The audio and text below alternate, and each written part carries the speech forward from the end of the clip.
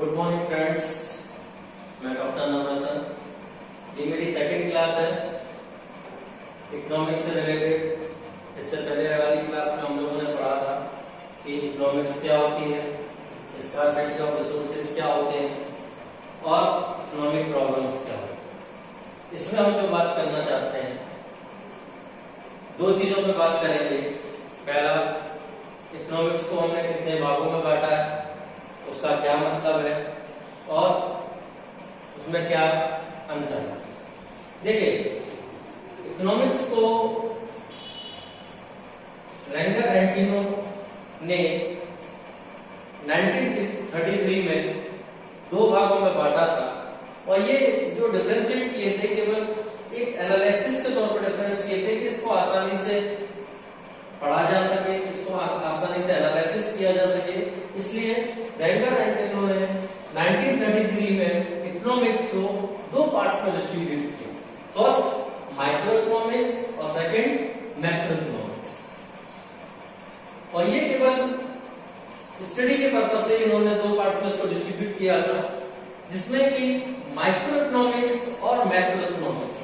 देखिए, micro economics ये एक ग्रीक वर्ड है, ग्रीक लैंग्वेज से लिया गया है, और मैक्रो इकोनॉमिक्स भी हमारा किससे रिलेटेड है, ग्रीक लैंग्वेज। माइक्रो इकोनॉमिक्स रोज से बना है, जबकि मैक्रो इकोनॉमिक्स मैक्रो से बना है। ये दोनों ही जो वर्ड है ये हमारे ग्रीक लैंग्वेज के वर्ड है, और इन दोनों में केवल एक ही डिफरेंस आता है।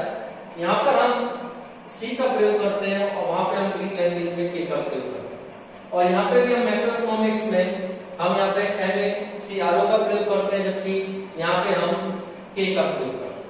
तो इनका मेन मतलब होता है कि माइक्रो मीन्स छोटा और मैक्रो मीन्स बड़ा।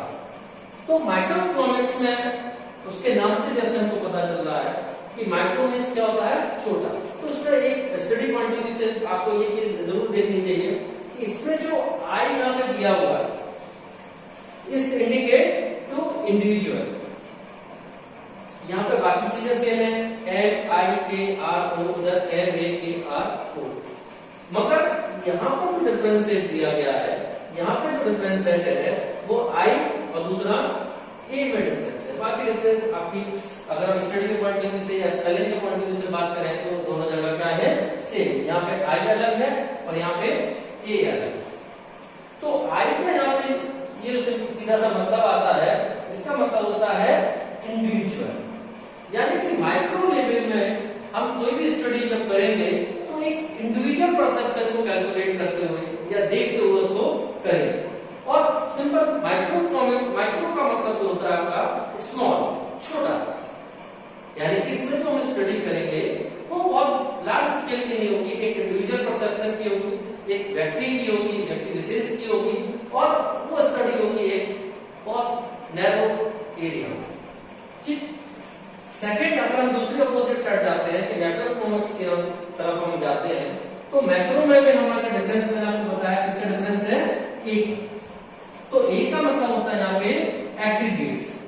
एग्रीगेट्स मतलब कि लार्ज, यानी कि बहुत बड़ा, और मैक्रो का भी मतलब होता है हमारे पास लार्ज। यानी कि यहाँ पर जो हम स्टडी करेंगे बहुत बड़े लेवल पे स्टडी करेंगे, लार्ज स्केल पे स्टडी करेंगे, एग्रीगेट्स होंगे उसमें। तो इसमें हम ये देखेंगे कि जितनी भी स्टडी होंगी वो कंपैरेटिवली वाइडर होगी। यानी कि जो भी स्टडी को हम यहाँ पे करेंगे एज अ होल मान के चलेंगे, यानी कि ऑल ओवर, जैसे वर्ल्ड की कर रहे हैं, ऑल ओवर कंट्री की कर रहे हैं, तो यहाँ पे हम एक व्यक्ति विशेष को ना लेके पूरी कंट्री, पूरे वर्ल्ड, यानी कि सबको एक होल मान के हम यहाँ पे स्टडी को आगे करेंगे। तो मैक्रो में सिंपल सा मतलब क्या आ गया कि जिसका मतलब होता है लार्ज और एज अ होल। तो यहाँ पे जो स्टडी कंपैरिजन आपका दिखता है, तो यहाँ पे हम इंडिविजुअल थिंग्स की बात करते हैं, यहाँ पे हम लार्ज थिंग की बात करते हैं, यहाँ पे हम नैरो कंसेप्ट की बात करते हैं, यहाँ पर हम वाइडर कंसेप्ट की बात करते हैं। इसके अभी आगे हम डिफरेंसेस की बात करेंगे, डेफिनेशन की भी बात करेंगे। दूसरा, मैंने आपको बताया था कि इकोनॉमिक्स के जो फादर थे वो कौन कहे जाते थे, एडम स्मिथ।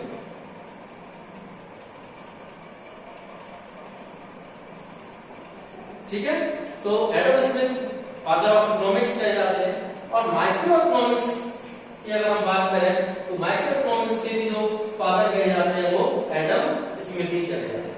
इन्होंने ही इसको डेवलप किया था माइक्रो लेवल पे। तो अगर हमसे पूछा जाता है और कहीं एग्जाम में पूछा भी जाता है कि micro father of micro economics, तो हमको अभी तक ये पता था कि माइक्रो इकोनॉमिक्स, उसके बाद हमने दो पार्ट्स में डिस्ट्रीब्यूट किया था। तो दो पार्ट्स हमारे रैंकर एंडरसन ने डिस्ट्रीब्यूट किए थे 1933 में एनालाइज के पॉइंट ऑफ व्यू से, जिसमें आपका माइक्रो और मैक्रो बना था। तो माइक्रो जो डेवलप किया था वो एडम स्मिथ ने किया था, और जो मैक्रो डेवलप किया था वो जे.एम. कीन्स ने इसको डेवलप किया था। तो इनको फादर ऑफ मैक्रो इकोनॉमिक्स भी कहा जाता है। तो ये आप थोड़ा सा ध्यान में रखिएगा कि माइक्रो इकोनॉमिक्स में अगर फादर ऑफ इकोनॉमिक्स पूछा जाए आपको जवाब देना है Adam Smith. Father of micro economics पूछा जाए तो आपको भी तब भी आपको जवाब देना है एडम स्मिथ। मगर आपको ये पूछा जाए कि फादर ऑफ मैक्रो इकोनॉमिक्स, तो आपको यहाँ पे जवाब देना है जे.एम. कीन्स। तो इस पूरी स्टडी में हमने क्या देखा कि इकोनॉमिक्स रैंकर एंड टेनो ने 1933 में दो पार्ट्स में डिस्ट्रीब्यूट करा, जिसका मतलब था माइक्रो इकोनॉमिक्स और दूसरा था मैक्रो इकोनॉमिक्स। माइक्रो इकोनॉमिक्स दोनों ग्रीक लैंग्वेज से लिए गए हैं, इसका मतलब था माइक्रो और इसका मतलब था मैक्रो। तो मैक्रो का इंडिविजुअल में जो डिफरेंसेस आता है इसमें हम स्मॉल या पर्सनल परसेप्शन की बात करते हैं, और इसमें हम एग्रीगेट, लार्ज और एज अ होल की बात करते हैं। इसमें हम जो वैल्यूएशन करेंगे वो एक इंडिविजुअल थिंग्स के करेंगे, इसके मैं आपको आगे एग्जांपल भी देता हूँ, डिफरेंशिएट भी बताता हूँ। और इसमें जो हम बात करेंगे वो एज अ लार्ज और एज अ होल की बात करेंगे।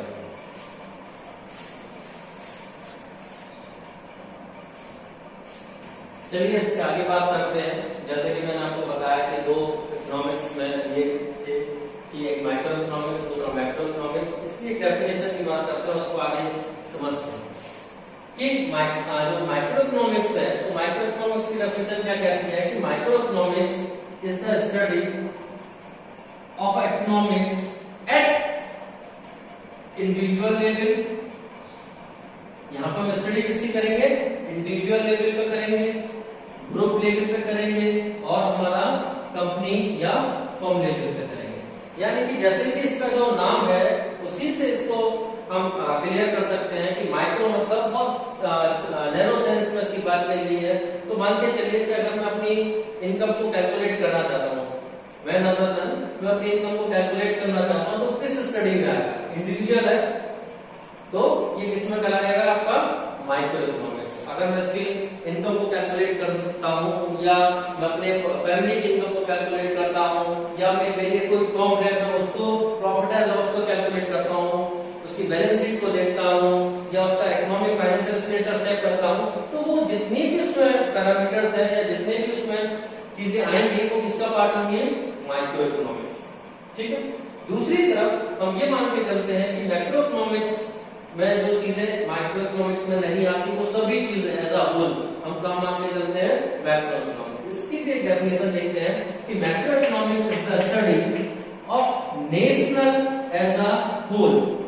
यानी कि अगर हम पूरे नेशनल लेवल की बात करें, वाइडर लेवल की बात करें, क्योंकि मैंने भी अभी आपको बताया कि इसके नाम से आपको बताया कि इसका जो नाम है मैक्रो यानी कि वाइडर, मैक्रो लेवल पे स्टडी करेंगे, बड़े लेवल पे स्टडी करेंगे। तो जब हम बड़े लेवल पे स्टडी करेंगे वहां पे इंडिविजुअल की बात नहीं होगी, एक कंपनी की बात नहीं होगी, एक फर्म की बात नहीं होगी, वहां पे जितनी भी स्टडी होगी वो किसको मान के चलेंगे? As a whole. यानी कि जो भी स्टडी है उसमें हम उसको मान के चलते हैं। आगे मान के फॉर एग्जाम्पल एक कंट्री की इनकम को कैलकुलेट करना है, यानी कि जिसे हम कहते हैं नेशनल इनकम। तो नेशनल इनकम, एक नेशन की इनकम को कैलकुलेट कर रहे हैं, it is a part of macro economics. और एक इंडिविजुअल की इनकम को कैलकुलेट कर रहे हैं, वो किसका पार्ट है? आपका इंडिविजुअल इनकम यानी कि माइक्रो इकोनॉमिक्स। ठीक है। तो यहाँ पे हमारा जो पैरामीटर्स हो जाएंगे वो अलग अलग हो जाएंगे, जिसमें कि हम माइक्रो इकोनॉमिक्स को वैल्यूएट करेंगे तीन चीजों पे, इंडिविजुअल, ग्रुप में, कंपनी में या फर्म में, और मैक्रो लेवल पे एज अ होल यानी कि वाइडर कंसेप्ट हम कैलकुलेट करेंगे। इसका मैंने आपको एग्जांपल बताया कि अगर मैं अपनी इनकम को कैलकुलेट कर रहा हूँ तो माइक्रो इकोनॉमिक्स का पार्ट है, अगर मैं एक देश की इनकम को कैलकुलेट कर रहा हूँ तो वो हमारा मैक्रो इकोनॉमिक्स का पार्ट है। तो अब हम इसमें ये देखते हैं क्या क्या इसके एग्जाम्पल। आप इसमें भी अगर बात करते हैं मैक्रो इकोनॉमिक्स और माइक्रो इकोनॉमिक्स में इसमें क्या अंतर है, इसको कहाँ का यूज किया जाता है, इसमें क्या क्या डिफरेंसेस है। अब आपके डिफरेंसेस, इसमें जो डिफरेंसेस है उसकी हम बात करते हैं।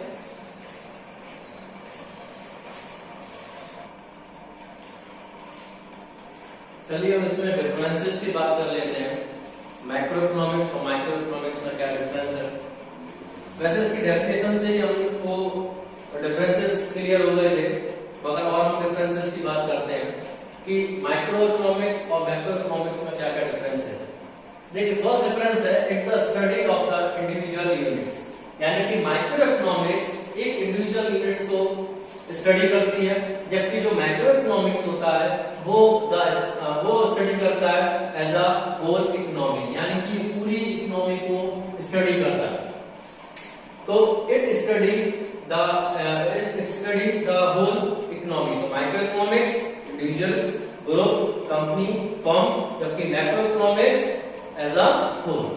सेकंड हम डिफरेंसेस की बात करते हैं, तो माइक्रो इकोनॉमिक्स में सिंगल इकोनॉमिकल वेरिएबल आते हैं, यानी कि जो माइक्रो इकोनॉमिक्स है उसमें केवल एक वेरिएबल को ही हम एनालाइज करते हैं, जबकि यहाँ पे एग्रीगेट्स ऑफ इनकम आते हैं, यानी कि उनका समूह, यानी कि उनका ग्रुप। तो यहाँ पे क्या है कि हम केवल एक सिंगल यूनिट को कैलकुलेट करते हैं और यहाँ पे हम उसके एग्रीगेट्स की बात करते हैं, यानी कि उनके समूह की बात करते हैं। माइक्रो इकोनॉमिक्स का जो कंसेप्ट होता है, यानी कि स्कोप होता है, वो बहुत नैरो कंसेप्ट होता है, छोटा कंसेप्ट होता है, क्योंकि एक फर्म की बात करते हैं, एक इंडिविजुअल थिंग्स की बात करते हैं, सिंगल यूनिट्स की बात करते हैं, जबकि मैक्रो इकोनॉमिक्स का जो कंसेप्ट है वो वाइडर होता है, जिसमें हम नेशनल इनकम, जीडीपी, आपका और आपका बैलेंस ऑफ पेमेंट वगैरह जो हम बात करते हैं, यानी कि जो हम वाइडर रेंज की बात करते हैं, बहुत बड़ा स्टैटिकल पैरामीटर्स वहां यूज करते हैं, इसलिए हम कहते हैं इसका जो वाइडर स्कोप है, और माइक्रो इकोनॉमिक्स का क्या है, नैरो स्कोप। फोर्थ पॉइंट की अगर हम बात करें तो price determination of allocation of resources, कि प्राइस डिटरमिनेशन यानी कि हम प्राइस को यहाँ पे डिटरमाइन करते हैं किसके, एंड एलोकेट करते हैं किसके, रिसोर्सेज से। ठीक है, माइक्रो इकोनॉमिक्स में हम प्राइस डिटरमिनेशन करते हैं एंड एलोकेशन करते हैं किसके, रिसोर्सेज के, जबकि determination of level of income and employment, income and employment ये लार्ज स्केल की बात हो गई, जब नेशनल इनकम की बात हो गई, एम्प्लॉयमेंट की बात हो गई, तो यहाँ पे तो हम इंडिविजुअल थिंग्स की बात करते हैं और यहाँ पे हम एक कंसेप्ट की बात करते हैं जिसमें आपका एम्प्लॉयमेंट आ गया, इनकम्स आ गई कि नेशन की इनकम क्या होगी, नेशन में एम्प्लॉयमेंट एंड एम्प्लॉयमेंट कितना है, वो हम मैक्रो लेवल की बात करते हैं। फिफ्थ अगर पॉइंट की अगर हम बात करें, it is applied to the operation at internal issues, यानी कि जनरली जो माइक्रो इकोनॉमिक्स यूज की जाती है वो इंटरनल इश्यूज को सॉल्व करने के लिए की जाती है। मान के चलिए एक फर्म में कोई प्रॉब्लम आ गई, उसके बैलेंस में कोई प्रॉब्लम आ गई, उसके फाइनेंशियल स्टेटमेंट में कोई प्रॉब्लम आ गई, तो इंटरनल इश्यूज है, उसको हम क्या करते हैं, सॉर्ट आउट कर देते हैं, क्योंकि इसका यूनिट होता है सिंगल। जबकि it is applied to the environmental और एक्सटर्नल इश्यूज, यानी कि मैक्रो इकोनॉमिक्स एनवायरमेंटल का मतलब हो गया एक वाइडर कंसेप्ट है, उसको एक्सेप्ट करते हैं, और एक्सटर्नल इश्यूज को भी यहाँ पे देखा जाता है। एक्सटर्नल इश्यूज का मतलब कंट्री के लेवल पे जो इश्यूज होते हैं, इकोनॉमिकल लेवल पे जो इश्यूज होते हैं, फाइनेंशियल क्राइसिस की बात करें, इन्फ्लेशन की बात करें, वो सभी कुछ किसमें आएगा, मैक्रो इकोनॉमिक्स में आएगा। लास्ट में बात करते हैं प्रोडक्ट प्राइस डिफरेंशिएट होता है, यहाँ पे जो डिसाइड होता है मैक्रो इकोनॉमिक्स में, वो प्रोडक्ट प्राइस डिसाइड करने की बात करते हैं, एक सिंगल यूनिट का प्राइस क्या होगा, एक प्रोडक्ट का प्राइस कितना होगा। जबकि हम माइक्रो इकोनॉमिक्स में जो बात करते हैं वो हम जर्नल प्राइस की बात करते हैं, किसकी बात करते हैं, जर्नल प्राइस की बात करते हैं, कि जर्नल प्राइस क्या होंगे, किसी मार्केट का ट्रेंड क्या होगा, उसके मार्केट में उसके प्राइसेस क्या होंगे, तो वो हम एक बड़े लेवल में इसको कंसेप्ट को लिया जाता है, जबकि यहाँ पे केवल एक सिंगल यूनिट प्रोडक्ट के कंसेप्ट की बात करते हैं, जबकि यहाँ पे हम पूरी इकोनॉमी की बात करते हैं। नेक्स्ट हम बात करते हैं इसके बाद इसमें और क्या डिफरेंसेस है, इसके बाद हम बात करते हैं 7 पॉइंट की, जो कि माइक्रो इकोनॉमिक्स से रिलेटेड है।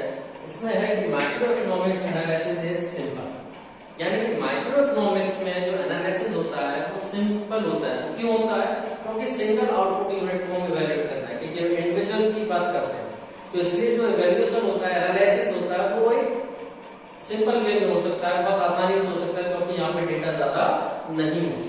जबकि मैक्रो इकोनॉमिक्स में जो एनालिसिस होता है वो कॉम्प्लिकेटेड होता है, बहुत ज्यादा कॉम्प्लिकेटेड होता है, फॉर एग्जाम्पल ऐसा क्यों कॉम्प्लिकेटेड होता है, क्योंकि उसका जो डेटा क्या होता है, लार्ज। यानी कि अगर मैं नेशनल इनकम की बात करता हूँ, दोनों में डिफरेंशिएट की बात करता हूँ, तो एक तरफ मैं अपनी इनकम को कैलकुलेट करूँ, एक तरफ मैं अपनी देश की इनकम को कैलकुलेट करूँ। तो यहाँ पे क्या है, नेशनल इनकम। तो नेशनल इनकम को जब कैलकुलेट करूंगा तो डेटा कहाँ से आएगा, डेटा बहुत ज्यादा हो जाएगा, जितने भी नेशन में पर्सन है जहाँ से भी इनकम जनरेट हो रही है, तो बहुत ज्यादा कॉम्प्लिकेटेड हो जाएगा। लास्ट इसमें है कि माइक्रो इकोनॉमिक्स जो डील करता है वो स्मॉल डेटा से डील करता है, जिसमें माइक्रो का भी मतलब क्या होता है, छोटा या स्मॉल, जबकि मैक्रो का मतलब होता है लार्ज, या यहाँ पे जो हम इकोनॉमी को वैल्यूएट करते हैं वो as a whole. Microeconomics में जो स्टडी की जाती है, जो रिलेटेड इंफॉर्मेशन होती है, वो किसकी बात करता है, यहाँ पे इंडिविजुअल इनकम की बात करता है, क्योंकि यहाँ पे सिंगल यूनिट्स होती है, एक पर्सन की बात होती है, एक सिंगल यूनिट की बात होती है, एक फर्म की बात होती है, एक कंपनी की बात होती है, यानी कि यूनिट क्या है, सिंगल। तो इंडिविजुअल इनकम कितनी है, यहाँ पर हम किसकी बात कर रहे हैं, नेशनल इनकम की। यहाँ पर हमने बात करी इंडिविजुअल इनकम की, और यहाँ पे हम बात कर रहे हैं नेशनल इनकम की। यहाँ पे एक व्यक्ति की आय और यहाँ पे हमारे राष्ट्रीय इनकम। दूसरा हमारे पास अगर हम कंजम्पशन की बात करते हैं, तो दूसरा यहाँ पे डील करता है आपका टू इंडिविजुअल कंजम्पशन। तो यहाँ पे हम क्या करते हैं, इंडिविजुअल कंजम्पशन की बात करते हैं कि एक व्यक्ति द्वारा, एक फर्म के द्वारा, एक कंपनी के द्वारा कितना माल को प्रोड्यूस हुआ। यहाँ पे हम बात करते हैं ओवरऑल कंट्री की, यानी कि total consumption of a country. यहाँ पे अगर हम बात करते हैं कि टोटल प्रोडक्शन फॉर इंडिविजुअल, यानी कि इंडिविजुअल का टोटल प्रोडक्शन कितना है, यहाँ पे इंडिविजुअल प्रोडक्शन की बात करते हैं, यहाँ पे आपका टोटल आउटपुट की बात करते हैं कि ओवरऑल कंट्री में कितना आउटपुट हो रहा है। इसके बाद हम बात करते हैं यहाँ पे जनरल प्राइस लेवल की। तो जनरल प्राइस लेवल में मैंने आपको बताया था, यहाँ पे हम किसकी बात करते हैं, प्रोडक्ट प्राइस की। किसकी बात करते हैं, प्रोडक्ट प्राइस की। यहाँ पे हम बात करते हैं प्रोडक्ट प्राइस की, और यहाँ पे बात करते हैं जनरल प्राइस की, यानी कि कितने ओवरऑल मार्केट में क्या प्राइस चल रहा है, क्या जनरल प्राइसेस है। और लास्ट है इसमें आपका जीडीपी, यानी कि gross domestic product. Gross domestic product भी आपका जो डोमेस्टिक टेरिटरी में कितना माल बन के तैयार हुआ, कितना गुड्स बन के तैयार हुआ, वो भी हमारा किसका पार्ट कराएगा, माइक्रो इकोनॉमिक्स। ठीक है, तो बच्चों मेरे को लगता है कि आपको थोड़ा माइक्रो इकोनॉमिक्स के बारे में समझ में आ गया होगा, मैक्रो इकोनॉमिक्स के बारे में समझ में आ गया होगा, इनमें क्या डिफरेंसेस होते हैं वो मैंने आपको बताया। तो ये आप अपने स्टडी को अपने चैनल के थ्रू आप देखिए, उसके नोट्स बनाइए, और उसके आगे हम जो नेक्स्ट क्लास लेंगे वो आपका इकोनॉमिक प्रॉब्लम से रिलेटेड होगी, जिसमें कि क्लास 3rd होगी। आज के लिए बस इतना ही। Thank you, have a nice day.